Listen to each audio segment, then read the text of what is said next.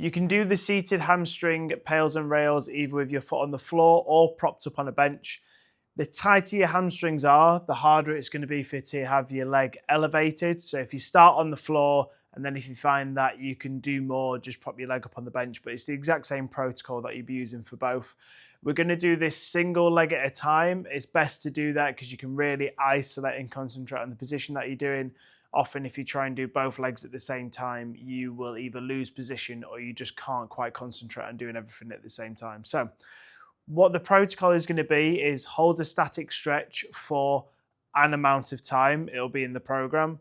From there, then what you're going to do is you're going to go into a PAIL where you're going to be contracting down into kind of the block or the resistance. And then you're going to be going straight into a rail where you're going to be contracting the other muscle, which is going to be pulling you deeper into the stretch. For the hamstring, this will mean that we'll be doing a passive hamstring stretch. You'll then be pushing your heel down into the floor, trying to drag your heel backwards and contract your hamstring. And then after that, you'll be doing the opposite, where you're trying to lift your foot up and contract your quad, so you're pulling yourself deeper.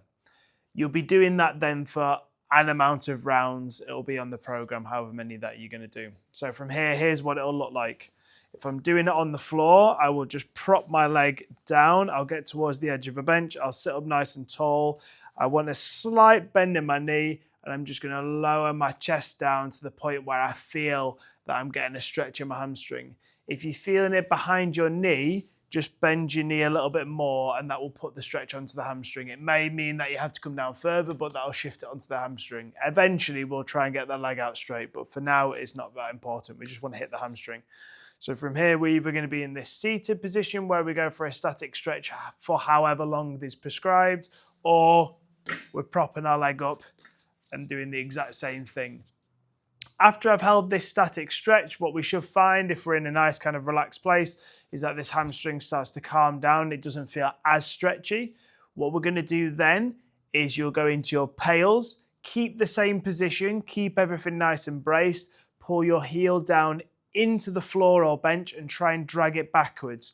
We're not actually trying to move. We're trying to go isometric contraction as hard as we can. We're going to build up to 100% effort over the time that's prescribed for you.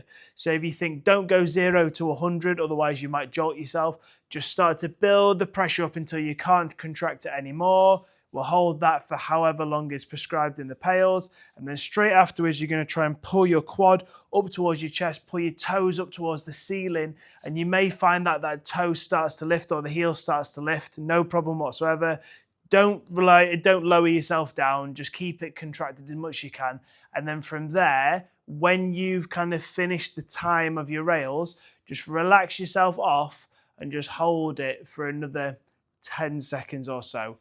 And then you would go into the second round where you would go back into that PAILs, back into the rails, or a third, fourth, however many are prescribed. If you go for one side, then the other side, one side, then the other side, you'll be in a great spot.